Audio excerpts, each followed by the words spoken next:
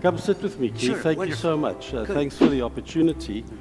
So I don't often get to come and speak to an audience in South Africa. Some of you may know I live in the US, but I still practice predominantly in Africa, and most of what I do is, strangely enough, a peers advocate in numerous transfer pricing cases in different African countries: Mauritius, Tanzania, Malawi, Zimbabwe, South Africa.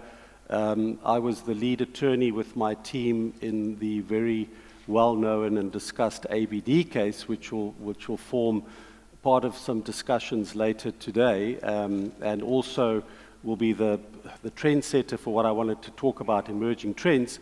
And so what I like to do, you all would have seen in your packs, I'm involved with Middlesex University. I really believe in training and teaching, and I'm happy to share my knowledge with whoever is willing to listen. I'm associated with a wonderful law firm that's staged outside called Pieterse Sellner, and I'm the Erasmus in that. I'm an associate of that firm. They're a specialist law firm, but other than that, I appear as an independent, and I typically get briefed by other firms of attorneys to act for their clients. And as I said, I love to share the information and what I've learned out of many of these cases I've been involved in. So if you all go to taxriskmanagement.com, that's my good old web page. There's a copy of the ABD judgment. I'm not going to give you those facts. You can download it, and there's a lot of very useful information, as well as a book that I'm trying to finish called Conducting a Transfer Pricing Trial, which is all about telling you about all the stuff behind the scenes and what goes on in preparing for such a trial and how much work and effort goes into it. But let's just focus a little bit on emerging trends. So if you've read the ABD judgment or know something about it, you will know that it regards intellectual property and the licensing of IP from a parent company in South Africa to various subsidiaries situated throughout Africa and the Middle East. And the taxpayer argued that a 1% royalty for the use of their brand name was sufficient, and SARS challenged that. And I've now lived with this case from inception, and we're now running into over 8 years, and the matter is going on appeal. But just to explain to you the complexities of what emerges, the matter started at about 7.5 billion rand. Just think about that, 7.5 billion. Through the pleading stages, we wheedled that down to 1.2 billion, which is still an excessive sum of money, and that's what went to trial. But lo and behold, 1 month before we were supposed to go to trial in 21, SARS changed their theory of how the taxpayer should be taxing its subsidiaries. So this is a case about the transactional profit split method, and backed up by the taxpayer, who entered into subsequent transaction and was able to show an internal cup. And the court happened to favor, and was a lot easier for it to look at the internal cup as being the basis on which, or the correct comparable for the 1% royalty charge. But we were all arguing off the same page, transactional net profit margin method, and a month before we went to trial, they booted all their experts and brought in an entirely new expert with an entirely new methodology driven by the willingness to pay method. So I'm not going to go into the details of that, but just imagine for 7 years you've been preparing to go to court. All the pleadings have now been done. The pleadings are closed. We've done discovery. And they then approach the court and say, no, we now want to amend our pleadings, an entirely new set of pleadings, so we act to redo all the pleadings before we could end up going to trial at the end of last year. Now just imagine the costs involved in doing that. And those are the complexities that we face in transfer pricing today. You think that you're actually on the same page looking at a particular methodology. Lo and behold, they can come along, and all they had to do was tender the wasted costs. And now, of course, they conveniently say what wasted costs, because you'd already prepared for what you were going to argue in court, and we are simply just putting forward another calculation, which is not quite as easy as that. So you can imagine that a huge amount of effort went into that. And in terms of preparing for those cases, you know, we all do transfer pricing studies. We've got these reports that we're supposed to keep and keep them up to date. It's not as easy as that. When you prepare for a particular audit and they challenge you, they will go and dig deep into the background surveys that were done, the research that was conducted to back you up on the particular methodology that you're relying upon. And you need to have that information at your fingertips. Otherwise, I can assure you, 8 years down the line, where are the people that gave that advice or direction or were involved in putting those methodologies together? How are you going to call those witnesses? And they are going to be challenged at every single level. We had 3 experts, okay? They had 3 experts as well, but as I said, got rid of the first 2 and then replaced it with the 3rd expert. And you can imagine the time and effort that went into preparing for that particular matter. So in this book that I'm writing, I share with you a lot of the insights into how you go about preparing. One of the key things that you have to do today is to create a tax steering committee in your organization. If you're big enough to face transfer pricing audits, you should have a tax steering committee in your organization that should meet every quarter and review the tax risks that are emerging in that corporation. And that particular entity must be headed by a litigation lawyer to ensure that you have attorney-client privilege on the information that is being discussed at that level. Otherwise, the SARS of the world, and I'm just picking on SARS, but we look at dealing with many different revenue authorities, will attempt to attach those minutes, and of course will have a bird's eye view on whatever the risks of the corporation are. That doesn't mean to say you should now just kick it all under the carpet and ignore it. You need to get a handle on what your risks are, and that's the best way to do it. I've run tax risk steering committees now for 2 decades for a couple of really large multinationals, and they've worked exceptionally well. And we've managed to really manage away a lot of tax exposure in many, many different countries. So that's one of the things that definitely is emerging out of this focus, as you say now, on transfer pricing. You're a multinational, you're going to be facing transfer pricing audits. Let me just say you are a genius. That is a genius. I just raised this question last night with one of your colleagues, and I said, if you're going to talk about tax in the boardroom, and then SARS is going to get a hold of that information, what do you do? You're stuffed.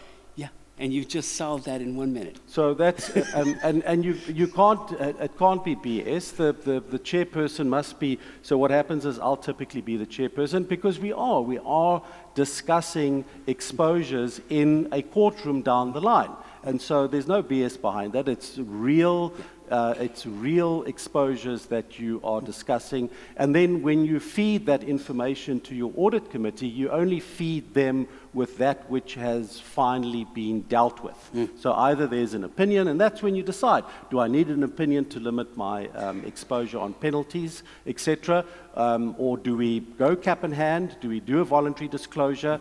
20 years ago, for one of the large groups before VDP, we went to SARS on a frequent, they wanted to clean out all their skeletons, and we achieved amazing results by being able to go to SARS to say, here's the mistakes we've made, this is what we found out, this is why we made the mistake, and this is why we're not going to make it in the future. All in a nice wrapped up little bundle memorandum so that they could feel comfortable that we weren't going to expose them to any further risks. And a lot of those matters were settled on that basis. And then, of course, the VDP program came in.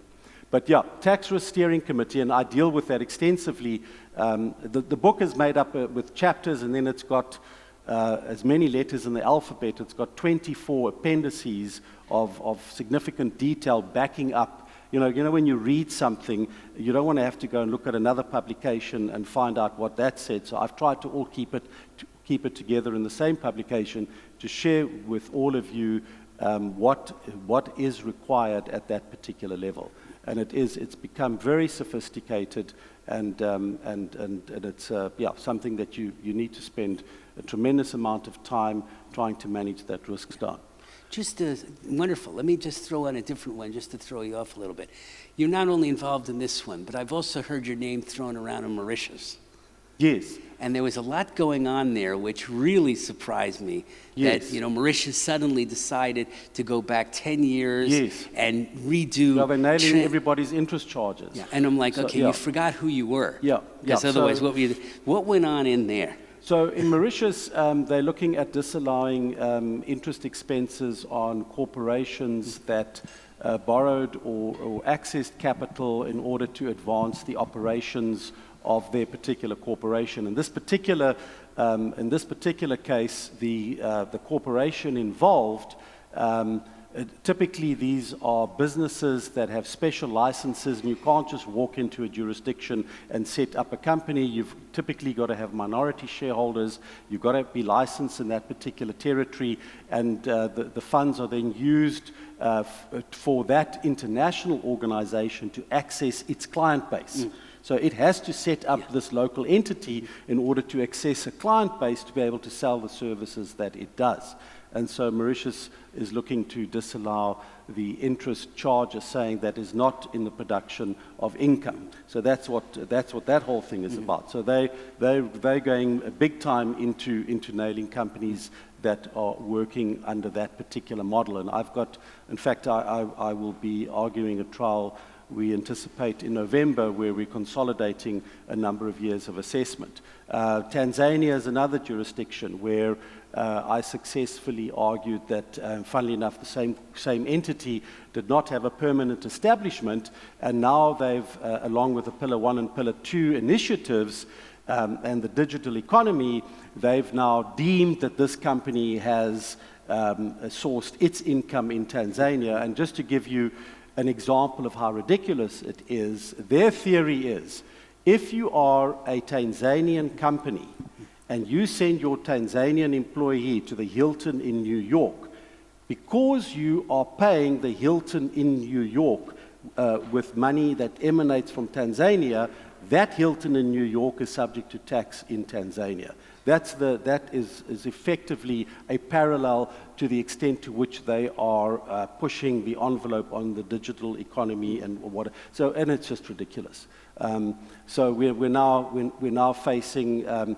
It's been difficult for them to raise assessments against the company because we keep saying you can't just attach us to some local entity and declare them as our agent. There are very decisive steps that need to be taken, and so we've eluded them as far as that goes. So they've had great difficulty trying to pin something on this particular client. And just to emphasize again, as you're preparing for these things, so it's not just transfer pricing, it's different elements of international tax that come into play.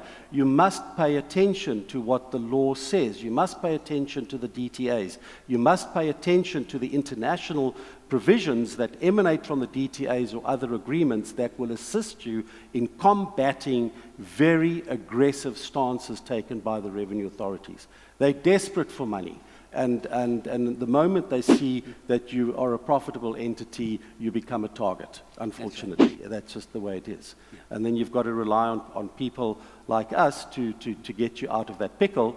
But it's a lot cheaper if you set up that tax risk steering committee and you get the likes of me involved there, because I then have a bird's eye view of what's going on in the organization, being fed information from different places in the organization, and one then is able to at least direct what should happen in order to ratchet that down.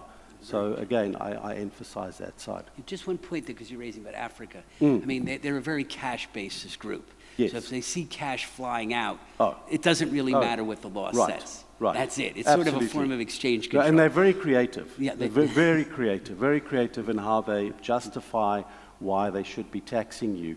And so, yeah, it's very challenging. And I think companies, before they go into these countries, really know that their risk is a lot higher. It is very high. A lot of times they just look at the IBFD book and they think Right. they're doing great. But one of the questions that comes in also in the battle line is the pay now, argue later. Yes. And I know we complain about it in an essay, but in Africa it's a far more serious threat. It's a very serious threat. And are you able to mitigate that? Because So- usually people are pleading Right. and begging. That's their usual answer. So typically in a lot of the jurisdictions, you actually have to pay a percentage of that which is being levied against you in taxes in order to advance to the objection and appeal stage. Although most of them have waiver provisions, and the waiver provisions are always usually attached to some form of financial embarrassment, but that's not the only mitigator. There are other factors that come into play, such as this is a ridiculous interpretation of the laws. We have one of those scenarios emerging at the moment in Tanzania, funnily enough. But yeah, that is a big challenge. And once again, you do have the opportunity to address them on it and to apply for a waiver. But once again, very challenging. And as I said, you know, if you stick to the law, and you hold them to the law, it will inevitably, they make a myriad of mistakes because they're tripping over themselves to get at the money. They make lots of mistakes, and that's where the opportunities lie to get them to back off. So I can't overemphasize that. And as I said, that all comes out in the mix of these tax risk steering committees in managing those Well, that's the amounts first down. time I've heard some hope for the taxpayer on those, because Yeah. it has been pleading and begging. Yeah. And if you can do something, but it really comes down to civil procedure. Yes. And that being absolutely crucial. Yes. And I think the problem is we focus on the substance and all of that, but the procedural issues really are the most important. So, you know, most of you sitting here know your subject well, but I can assure you when it comes to administrative law and constitutional legal provisions, and you'll think, what the hell's that got to do with tax? It's got everything to do with tax. My practice in the last 30 years, and that's what my doctorate was on, has made leaps and bounds in what I've done and achieved for taxpayers because of that, developing that element of litigation in my particular practice and my approach. And in addition to that, I will say this, a lot of revenue authorities have, employees have been students of mine over the year through the teaching. I now have taught nearly for 2 decades, and that does help with credibility.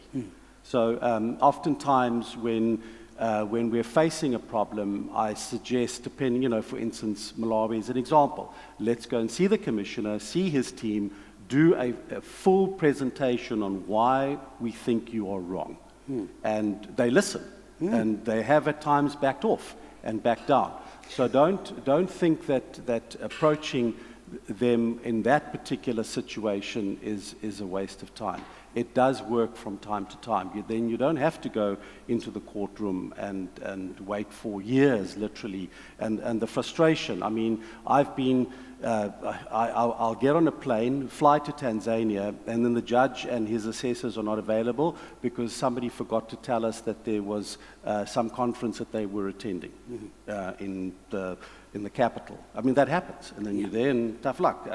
Okay, so we'll come back in a couple of months' time. Now, you must understand, it's a whole team of people being flown in from the States and South Africa and wherever the case may be. Same thing in Mauritius. So it is very frustrating.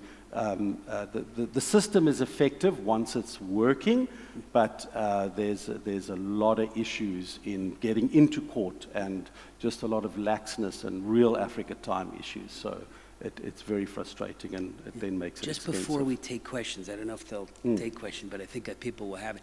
Sure. How much of a trend are you seeing across Africa in actually raising TP audits and pushing them to court? I mean, I know that it's been sporadic. Right. But, you know, where are they on that journey? I know that they've got the legislation now, they've got the guides, they've even have teams that come up Yes. and down. But how much activity are we seeing? And then what areas are they focusing? Are they focusing on interest? Are they focusing on certain things? Just your general trend Right. So from a regional point of view. definitely there's a push towards getting the matters into court. There's been a lot of assistance from people out of Europe through ATAF and places like that. Sometimes I think the guidance has been misapplied, but we're definitely seeing an emerging trend on IP, because you can imagine there's a lot of IP issues. I say as much as SARS lost ABD, it's a great case for them because the reverse scenario is the more popular one, where you have companies paying from South Africa royalties to parent companies outside South Africa, and there's a limitation on that. And I would have thought that SARS would be happy with that outcome because it would be very, very nicely applied in what is typically the South African scenario. But definitely IP, definitely financial structures. But it's broad spread, Keith. As I said, here we've got the interest deductions in Mauritius, the digital economy issues in Tanzania. In Zimbabwe, it was management fees was a big thing. So it's all the areas that you typically will come across in transfer pricing. And so whatever your particular wheelhouse is, you need to be on top of your game, and you need to have not just that study ready and available. You've got to have layers of information available to combat and to deal with any audit that might arise, and it's difficult. Yeah, I think also just to note, I think that some of the African countries do look at these things as gold pots. They do. And one of the downsides, and I think we've lost it in treaties, is there really should be non-discrimination against foreigners. Yes. But transfer pricing comes an open door for them. Yeah. Right? Because all it does is hit on them. Right? Yep. So, but again, remember, there are lots of other treaties. There are investment treaties that come into play. So the field of international law, so it's one of the courses we run through Middlesex. And my introduction to transfer pricing is setting up the legal landscape. It's very important to know the countries you're working with, what investment treaties are in play, what double tax treaties are in play, how do they approach the OECD guidelines, what is the level of participation. All of that plays into how that particular revenue authority is going to deal with a particular issue. And if you understand that landscape and you understand how important their constitution might be or the administrative legal provisions might be, oftentimes based on English law, it gives you a tremendous insight into how to combat these audits. So when they start asking you for irrelevant information, you can put them into their place, and you can say to them, let's focus on what are the issues here. Let's agree on what the audit process should be, and let's not waste each other's time.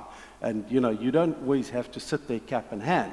If you know your law and you're speaking from a position of authority, you will take control of that audit, and that's what you want indirectly. You want to participate, and you want to give them the right information. And if you've done your work properly, the audit should terminate with a zero result, and quickly.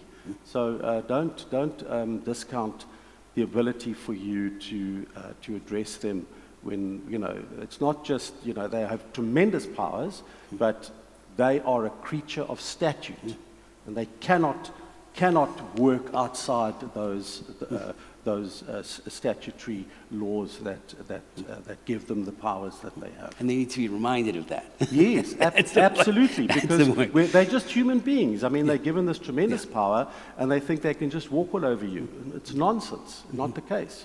Once you know the parameters of what you're working with, you really can control the outcome of that audit. Yeah. And take a lot of that pain away. It's nice to hear these African countries actually operate under law after all. They do. No, they do. Yeah, that's a good note to know, because you don't normally hear that. But I guess we're not reminding them of that. No. So I mean, I have Americans ask me, so what's the rule of law like? I said, the court systems are great.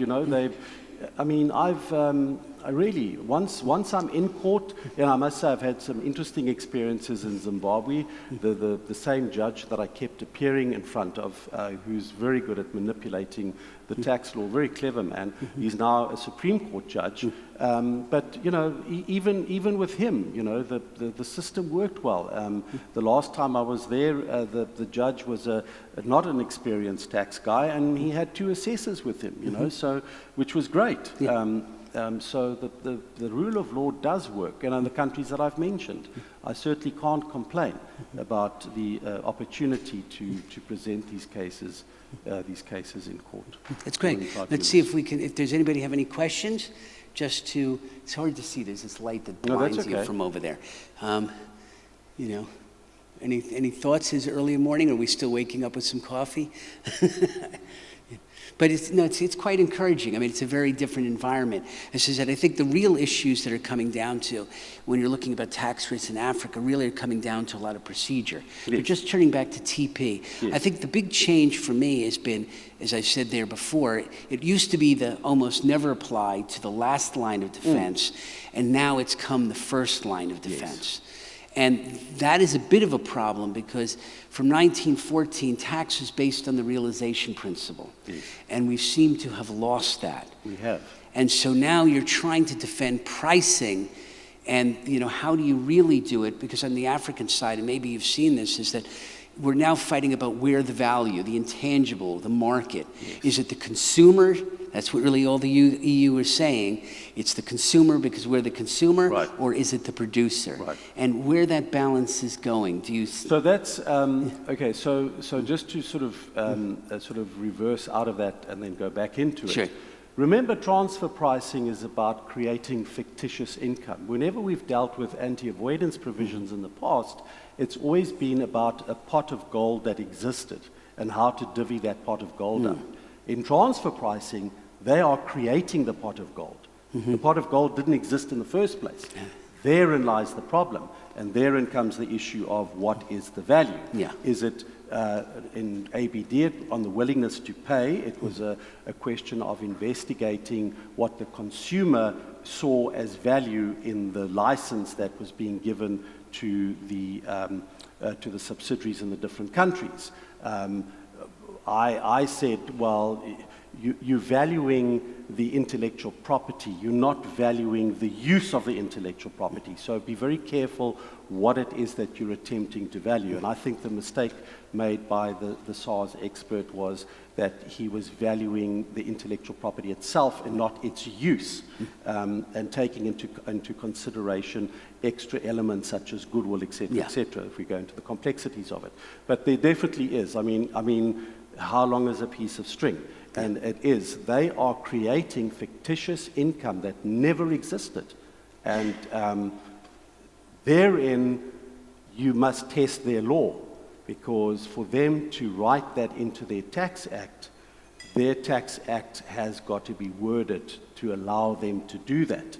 In some jurisdictions, the revenue authorities have even attempted to apply their age-old tax avoidance provisions based on the old 103 as a means of generating, by manipulating certain lines in what I call the coding.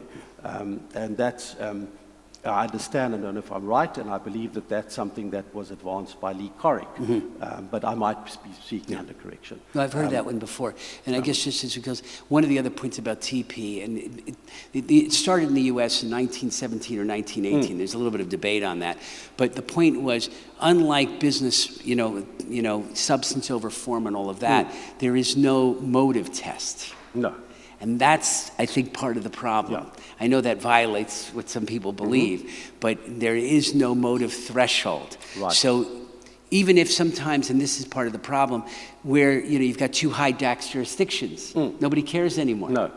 It doesn't matter. So we raise that. We'll raise to the court and say, there's no advantage here. The tax rates are identical. There's no profit shifting that's happening here. But you're right.